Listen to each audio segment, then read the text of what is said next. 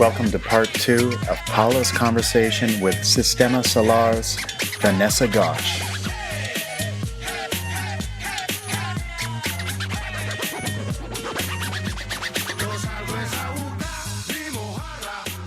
Okay, Systema Solar then appeared in your life and you start working together and I don't know if you maybe want to mention some of that process, how have you grown as individuals and also as a band um, from that beginning? Well, we we got lucky because we all get along very well, and we've had really no major problems in all these years, and we all agree, on very basic ideologies without ever having to talk about it. So it's pretty. That's where I think we've worked, and since the beginning we've chosen to be independent. We didn't really want to even put out a record in the beginning because we thought it was kind of useless, because you could just give them music away on the internet, and selling music doesn't make any money. But but then you sort of don't exist until you have edited something officially, right? Yeah. So we ended up making a record, and we always work. We were offered some contracts with independent Colombian labels, then independent sort of U.S. labels, or European.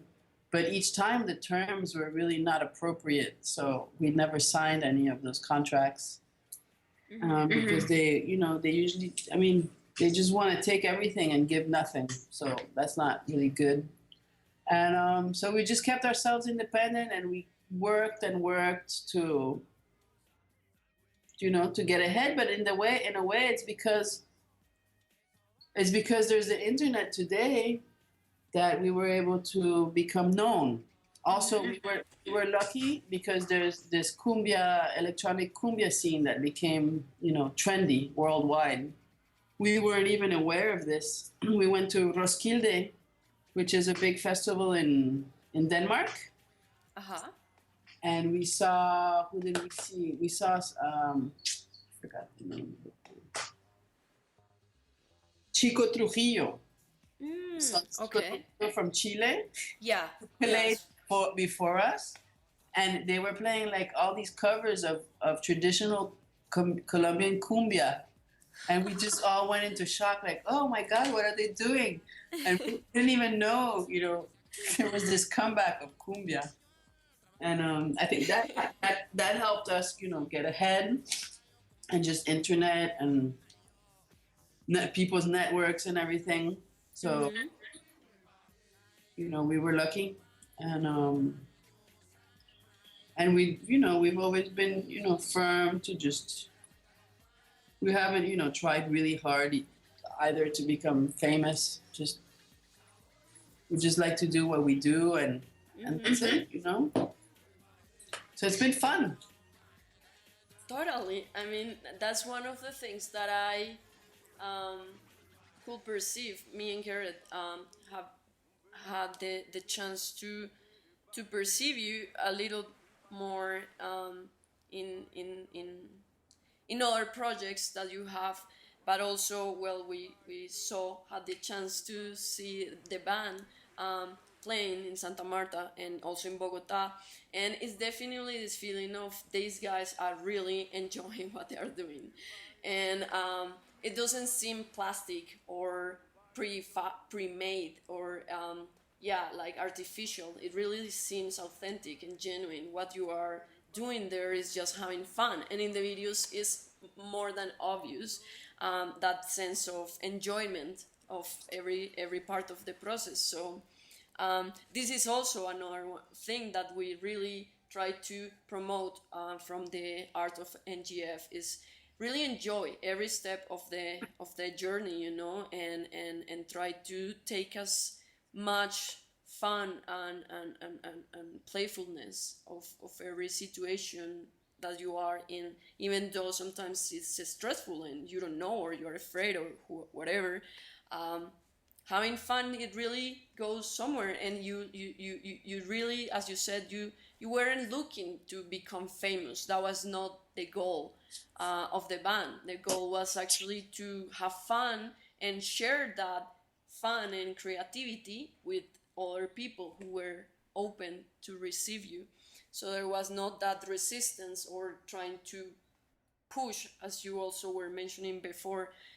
You weren't against or trying to impose anything, just doing your thing, and the one who was interested could come and um, do something too.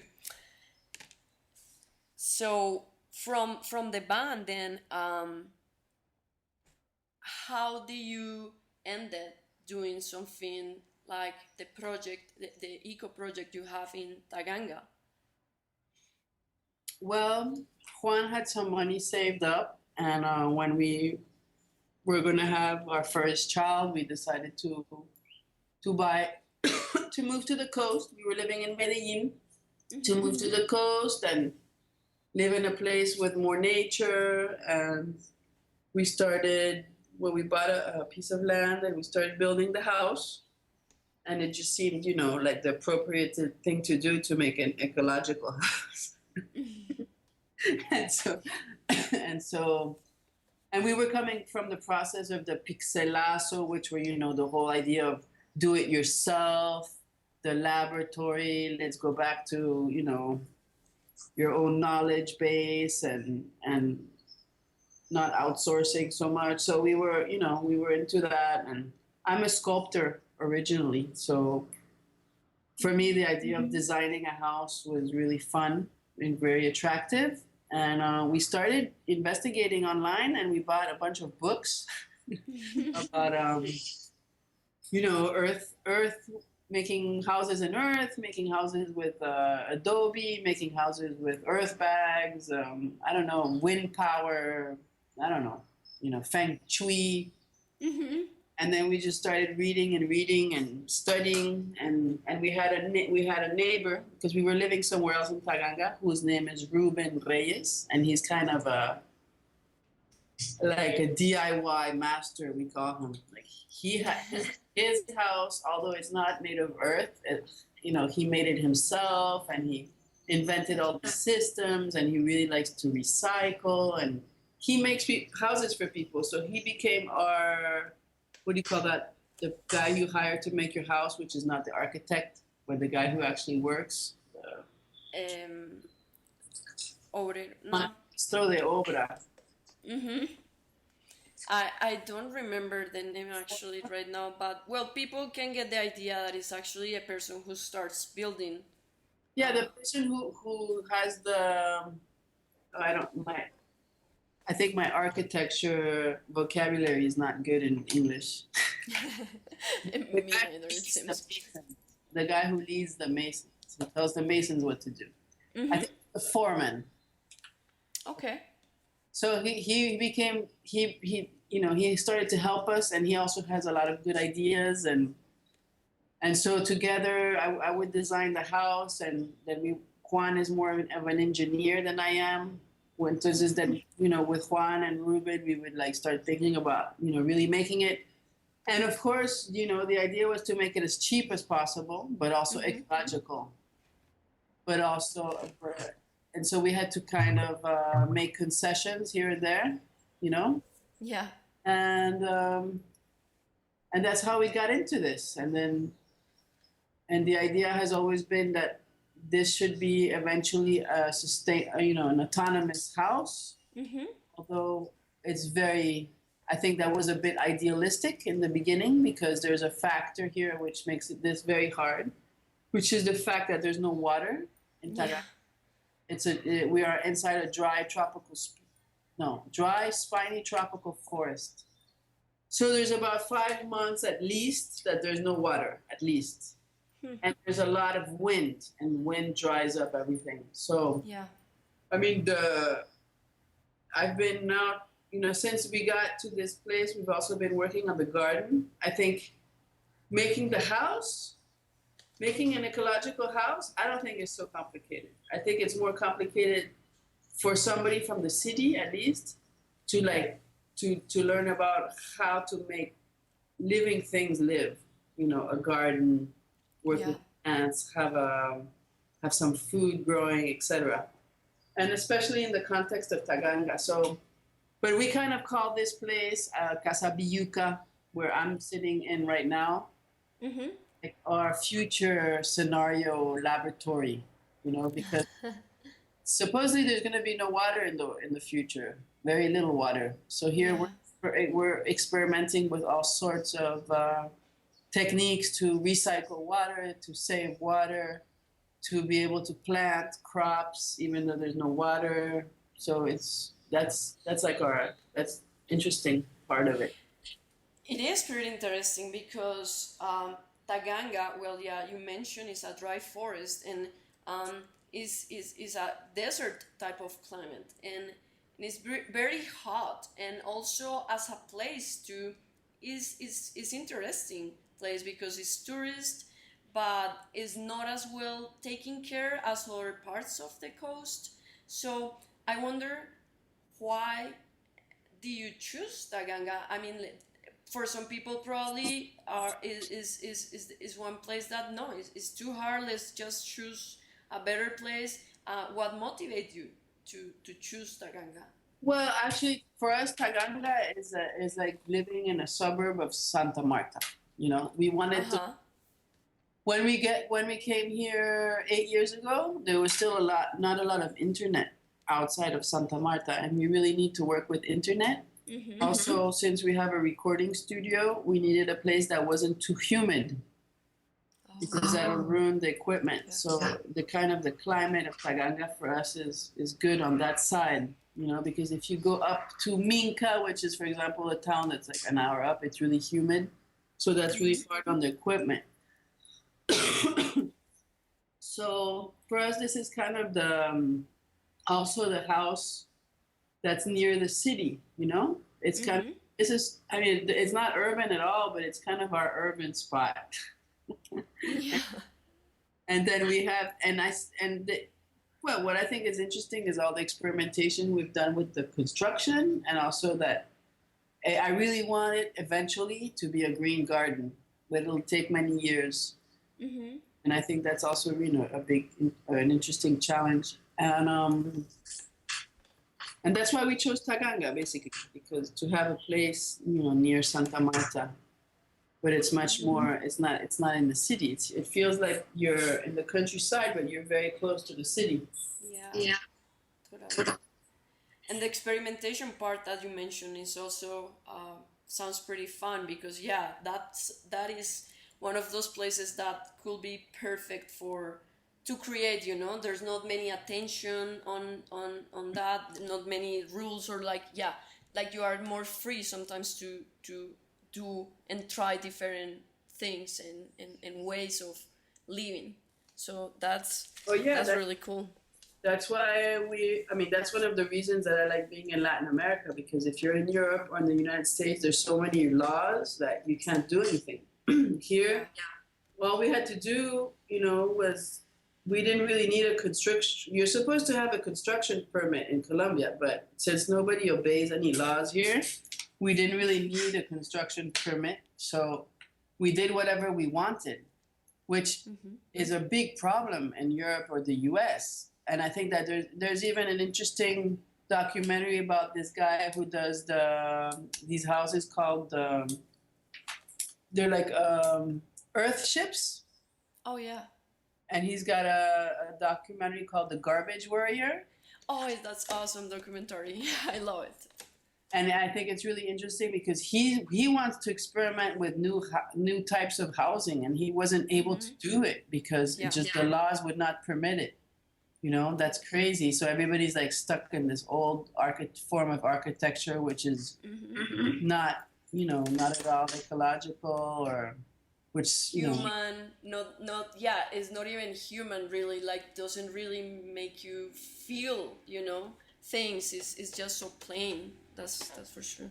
And then probably how do you move forward in architecture if you can't construct anything different, right? So, Mm-hmm. so here, yeah, we're very lucky to have been able to do whatever we wanted. Yeah, totally, totally. Wow. So, and now you have a new project. I mean, Daganga wasn't enough in the mind of Vanessa and her family, but actually you are now working in a closer place, relatively in the coast too, Palomino, and you have a new project there, right? Tell us a little bit how that came up in your life. Well, actually, we did from the beginning. We had thought of having these two places: the place in Taganga, which was near the city, which was kind of dry, which was more connected to the grid, let's say, Yeah. electricity, etc., and communications. And then this other place in nature, completely in nature. From the beginning, we had thought, and from the beginning, we bought both pieces of land. The thing is that you can't, we could only kind of put all our energy into one place at a time. So actually, the other place is called El Ensueño. Mm-hmm. It's all called, and it's on the Palomino River. Palomino it's a town near the ocean, which is about an hour and a half from here in a car. And then once you get there, you have to walk up the mountain, which is La Sierra Nevada de Santa Marta, which is the world's biggest mountain in the near the ocean, right? It's Yeah. 5,700 meters. Beautiful. And so you walk up 40 minutes, and we have about 10 acres by the river of mountainous jungle, and we're very lucky to be. Our neighbors are the Arawaco Nation, and the other side we have the Kogi Nation. That's really great. And we actually have a little neighborhood because directly across the river from us is an Arawaco family. Mm-hmm. Directly across a little stream that's on the other side is a Kogi family. So we have a little New York thing going on with different cultures all mixing. That is so awesome. We're in the middle of the jungle, and little by little we've been constructing things there because it's like taking also this experimentation of Casablanca a step further, because Casablanca, we work with recycling, we work with earth and materials from the land. But over in El Ensueño, anything you take there, you have to take on the back of a mule. So it's really restricting what you're going to be able to take there. So there's no more like recycling or, no more cement. Or we used a lot of lime here in Casablanca. And that's probably like one of the things we bring up a little bit over there is a little bit of lime. But other than that, we have to get everything from the land itself when we construct. And so that's like the fact that you just have 40 minutes of no highway, no car, this changes everything. You really have to know what you're going to do with your garbage. Totally. Everything you carry up, you think about it, hard before carrying it up. And it's really interesting because learning from nature and from the indigenous people is an amazing experience. And we want that experience to be shared with others. So we have it open as a space where people can volunteer. Mm-hmm. So do artistic residencies. And not only artistic, it can be, musicians or dancers or writers or permaculturists or investigators, Mm-hmm. Mm-hmm. The idea is that people who want to have the time to stay in this place and work there for a month or 6 weeks can do it. All they have to do is apply with us. And We don't have any, the only kind of grant that we have at the moment are for Colombian people working in the cultural sector. So, no, that's through the Ministry of Culture. Colombians can apply to come and do a residency with us, paid by the Colombian government. Other than that, for now, we don't. People would have to pay for the residency, or we also offer like a deal where people can do half volunteer, half resident. You know? Wow, that's a really interesting project. And if you have any links, of course, we will post all this information for people who are listening that are interested in this project. I myself went to Palomino actually recently, and it's a beautiful place. It's just amazing. It's jungle, is as you mentioned, is coast, is everything together, and the people are really working, doing stuff, fun things, and it's just amazing. So that sounds really good. And well, in that specific spot where you are is pretty special, no? Because well, what I heard, some of the things that I heard from La Sierra, and especially a Kogi community, is that they don't like too much to have contact with people from this culture, from our culture. They don't like it much, and they prefer to live little distant from their from our culture. So how has been that process of you knowing them, they knowing you, and are you working together in some projects or? Well, we're neighbors, and actually, when we bought the land, right after we bought, let me say this again. When we bought the land, we bought it as what they call in Colombia a possession, which is a land that has been taken over by somebody and made their own because the initial owners had abandoned it. We bought it, and we had this possession, and we made it and we made it official that it was ours. Meanwhile, the Kogi bought the older paper of this huge piece of land. And so we ended up being on the Kogi's territory, even though it's our land. It's really complicated. That's why there's so many problems with land in Colombia, because there's all these complicated things going on. But the result is that we have our land on Kogi territory. So what we're doing is that since the beginning, we've asked permission for what we do in the land to the Kogi people. And we abide to the rules of making offerings to Mother Nature when you do certain things, especially when you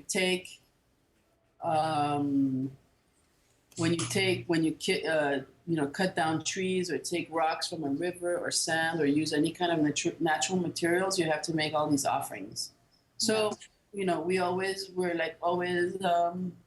doing what's right according to their culture. So I think that's been a good thing, and we have a good relationship, and it's very, very interesting because we are always trading with them, with the Kogi and the Arhuaco.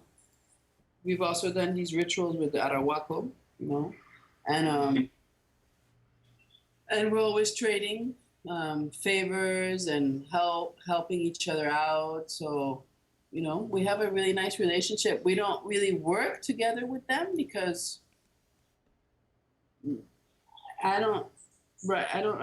most of the time, they don't really want to be involved with white people. They just rather be doing their thing. And so they're not too interested in what we're doing.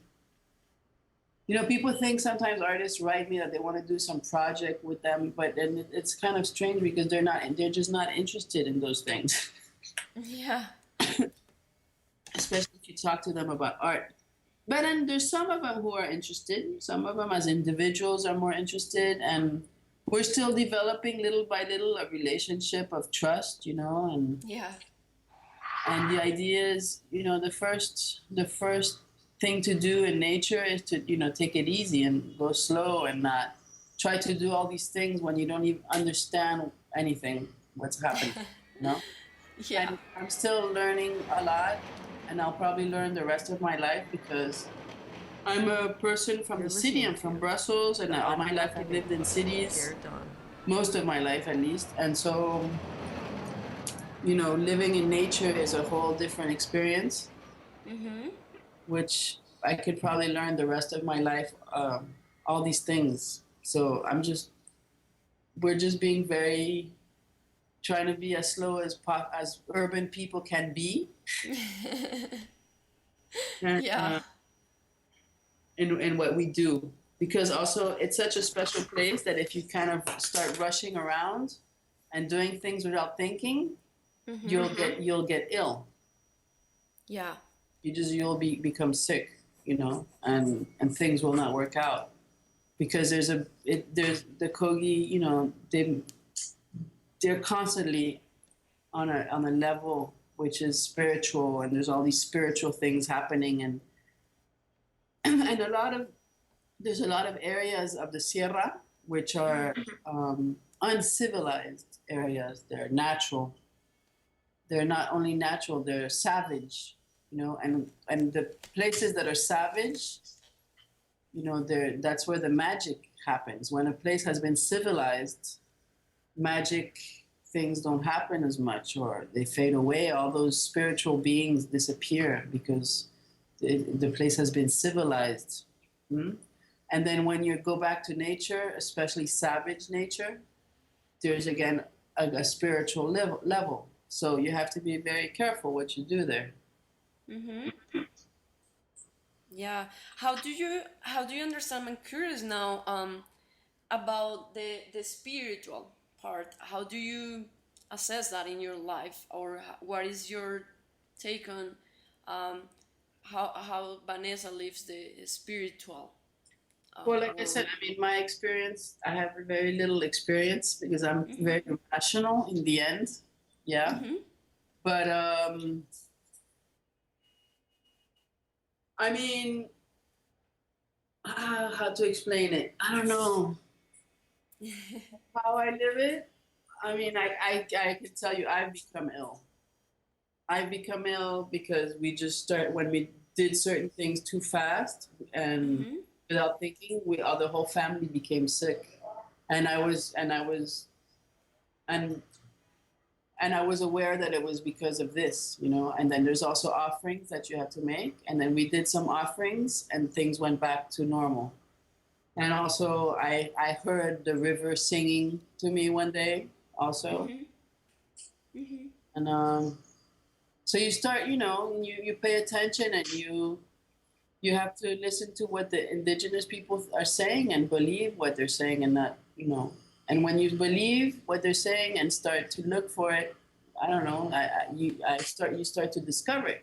That's what happened to me. I mean, I've drank ayahuasca, yahe many times, and I've been with other indigenous people, and I know that this whole other reality exists. And it's funny because sometimes people look for the knowledge. They want to go and talk to the indigenous people to get the knowledge, but the knowledge is in nature, right? The knowledge is in nature, and then the first lesson is to sit and observe nature and try to understand what's happening. And it's just little silly things like realizing that a mouse will come and eat only one tomato per night and not all of the tomatoes, or, you know, I don't know. It's just little things like that. Then you start creating a connection. It's just when you go there, something else happens, that it's just another consciousness. That's why I think it's very interesting for people to have the opportunity to go and work there. Totally. Yeah. And I think it's probably going to be really difficult for people to get any kind of work finished. At least in a short time, 6 weeks. But I think people can learn a lot. No, definitely. Even a couple of weeks is yeah, is a big experience for sure, and especially if we come from Europe or from United States. I mean, this place is really different to what you could experience out there. And I really like that part that you mentioned about kind of like the knowledge with when people, and I believe actually that there's not only when you are looking to learn from indigenous, but in general, sometimes the people have this um, desire to get knowledge, you know, so they go to a college or they want to go to indigenous or they want to do this to get the knowledge, but they don't realize many times that actually the knowledge is actually is what it is, what is happening, you know, is what's going on. That's the knowledge just there, you know, appearing all the time, and you don't have to subtract it from anything, but actually just be present and aware in the situations where you are, in the places where you are, and observe. And for sure that the jungle and Palomino is a really good place where you can definitely practice and improve those skills of being present, of take it easy, breathe, slow, and really see how things start to appear, you know, and you from there is that you act. It's not like in the city where you are all the time thinking and doing, and you think and then do thinking, but here is different. It's more about observing, waiting, and then you proceed, and actually you kind of flow with what is going on already. And also you have an opportunity to be with yourself. You know, when you're in nature, it's kind of all that thinking that's going on in your head. All of a sudden, it seems kind of crazy, and you're kind of with. It's an opportunity to be faced with oneself also, which a lot of times scares people. And we've had people who come for supposedly to stay for a certain amount of time and they leave right away. But people can't deal with it and they go, you know. Yeah, it is intense, and as you say, sometimes in those primitive places, savage, where they're so wild, is where you really have to face yourself. I mean, there's no appearances there to kind of hide what you don't want to present, you know. And beginning with the clothes, I mean, it's so hot and the conditions are like so different that you cannot really, you don't care much about clothes because it's just unnecessary, you know. You need something that actually keeps you fresh, away from the mosquitoes, but like, you know, you do your life and all the time getting dirty because there's no such a clean space as we imagine or think. So that of course challenge people and challenge yourself to meet your boundaries, your limits, what is the discomfort actually really takes you out of the zone, the comfort zone. So definitely sometimes it's not for all the people, but for the ones who actually want to do adventure themselves and really challenge and break through their own fears or their own ideas and beliefs, these kind of experiences are definitely one way to do it. And that's really awesome. I mean, it's been more probably an hour talking with you, Vanessa, and it's just amazing. There's many more things that I would like to talk to you about it, but of course for the time reasons maybe it's not possible right now. Maybe in the future we'll have another time to talk about all this stuff and share it with the people who listen to this podcast. But yeah, I mean, it's amazing. It's just really, really amazing to hear your story, all these different steps, adventures, doing what you want and what you believe is the way of doing things, you know, and really trying to show and share that to others who are also looking for that. So it's kind of like a pioneer spirit, the one you have. Just to finish a little bit close the interview, I would like to ask you if you think in one breakthrough in your life, one moment in your life where there was this breakthrough from feeling hopeless or like a hard difficult time to suddenly like finally see a light at the end and realize, no, this is all great, all good, and really make out of something like happen in I don't know. No, I can't really give an example. Okay. Really give Okay. it. What does success means to you, Vanessa? Success? Yeah. How would you define success? Because, well, here in the art of NGF, we always are asking ourselves about what does success means to you. It means like to have a lot of things, a lot of knowledge, to accumulate stuff, or actually the success of actually becoming the person that you really want to become. You know, it's always like a question because success it seems to be very important for people lately. So we want to try to see it from different perspectives. What does success means for the people that are doing the things that they believe and that they want to? Well, I think success is being content with what you're doing. Awesome. Yeah, that sounds simple and good. I know an example woman is a woman who takes care of our children sometimes and is also a friend. Her name is Elena Lemus. And she's always happy.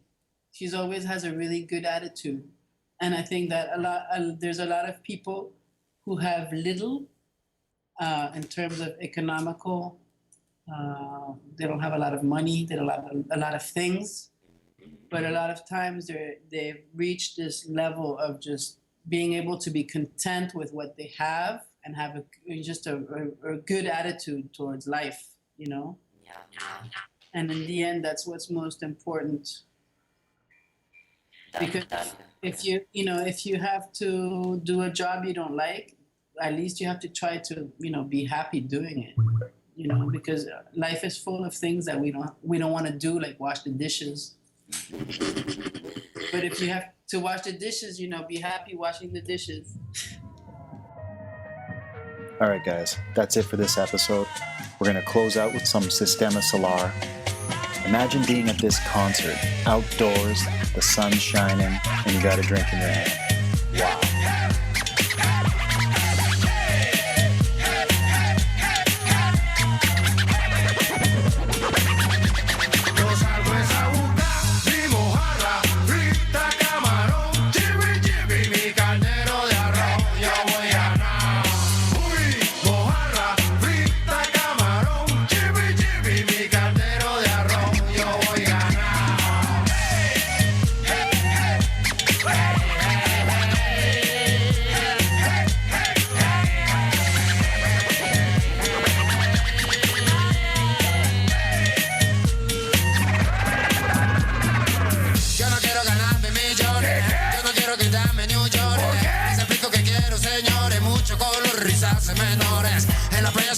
El sistema remix, que se acabe la crisis, papi, baby, la tierra es VIP, vaya, los sistemas gozando la playa. Mojarra, frita, camarón, chibi, chibi, mi caldero de arroz, yo voy a ganar. Uy, mojarra, frita, camarón, chibi, chibi, mi caldero de arroz, yo voy a ganar. Hey, hey, hey, yo voy a ganar. Digo de viejo, pollo y Elena, yo voy a ganar. Yo voy a ganar.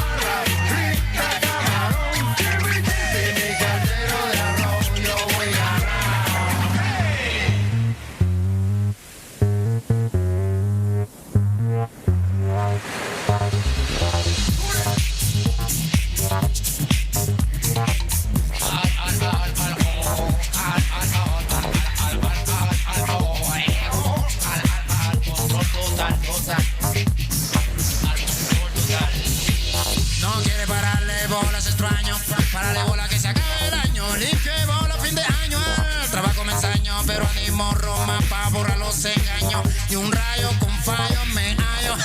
Yo, solo la playa te trae, tú sabes, ¿sabes? Sabor y hueva. Ahí está, compadre, te trae, tú sabes, playa y te trae. Sabor y hueva. La vuelta, compadre, te trae, tú sabes, playa y te trae. Sabor y hueva. Sabor y hueva. Ahí está, compadre, te trae, tú sabes, playa y te trae.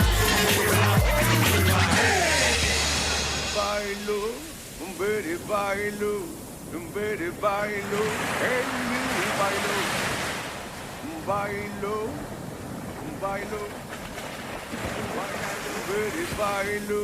un bere bailo, hey mi bailo, bailo, bailo, bailo, un bere bailo, hey mi bailo. Bailo, bailo, bailo, bailo, bere bailo, hey mi bailo, bailo, bailo.